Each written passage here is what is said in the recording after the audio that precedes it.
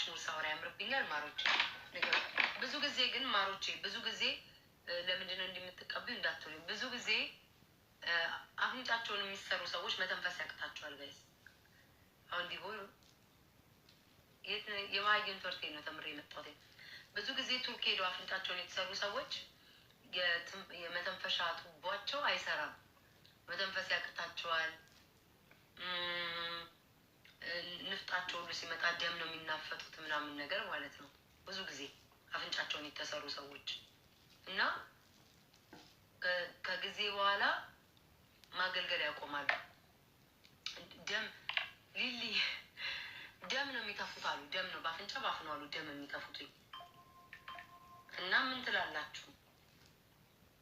ወይ አምላኬ አሁን ዲጀልኩ ኤኒዌይስ ወደ ዘፈናችን ንግባና አይሻልም?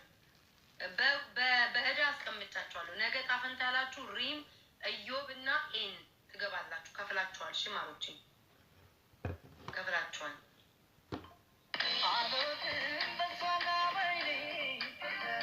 ናዮ ጉዷን ተመልከቱትኝ። ከወንድ ጋር ስትሳሳሙ ወይኔ በቃ የትልቅ ነገር የናዮ ከሱ ጋር ስትሳሳም የነበረችው ልጅ እኮ የመጀመሪያ ከጆን ዳንኤል ጋር የነበረ ፍቅረኛዋ እንደሆነ ያስታውቃል። አልተስማሙም፣ ተለያዩ። ከጆን ዳንኤል ጋር ደግሞ ሆነች። አለቀ። ምንድነው የሚያክል ትልቅ ነገር የያዛቸው? ወይ ከሰው ባል ጋር ተጋድማ ይመስል እንጉዲ ከሰው ባል ጋር ተኝታ ከልጆች አባት ጋር ወይ ከሰው ባል ጋር ተኝታ እያወቀች ሆና ቢሆን ኦኬ ጉድ ነው ተብሎ ይወጣል። ፍቅረኛዋ ከነበረ ሰው ጋር በአንድ ወቅት ደግሞ አብረው አልነበሩም፣ ተለያዩ፣ ሌላ ጠበሰች። ሰው አንድ ሰው ከአንድ ሰው ጋር ካለ ዘላለም ዓለሙን ከዛ ሰው ጋር ነው መቀጠል ያለበት። የሰው ልጅ እኮ 5-6 እኮ አይቶ እኮ ካልተመቸው እኮ ትቶ ይመለሳሉ እኮ።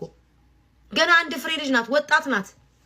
እንዳለ ጌመሮች እዚህ ቲክቶከር ላይ ያሉ ጌመሮች 6-7 ወንድ አይደለ እንዴ ያላቸው?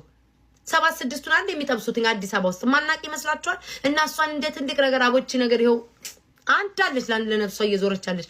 እና እንደ ትልቅ ነገር የምታዩትኝ የናዮን ጉድ ተመልከቱትኝ። አንድ ፍሬን ህጻን ለማሸማቀቅ እንዴ! እሷ እኮ በፖለቲካ አለካቻችሁ ወጣ የምትሳደብ ልጅ። እኔ ለምን እንደምትጠሏት ለምን ጠምዳችሁ ናዮን እንደያዛችኋት እኔ አይገባኝም። ይሄ በቅድብን ያለ ቅናት ሰው ልጅ ለመጣል የምታደርጉት ጥረት በቅድብን ያለ ቅናት። እኔ አሁን ለምሳሌ እኔም ብትሰድቡኝ ኦኬ ከፖለቲካ ውስጥ የነበርኩ ሰው ነኝ፣ ስደቡኝ ይገባኛል ልበል።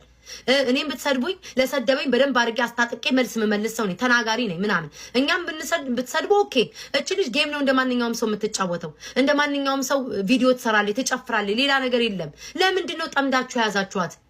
ላይክ ምንድን ነው ኑሯችሁን ተካፈለችባችሁ፣ በቅርሳችሁ መጣች።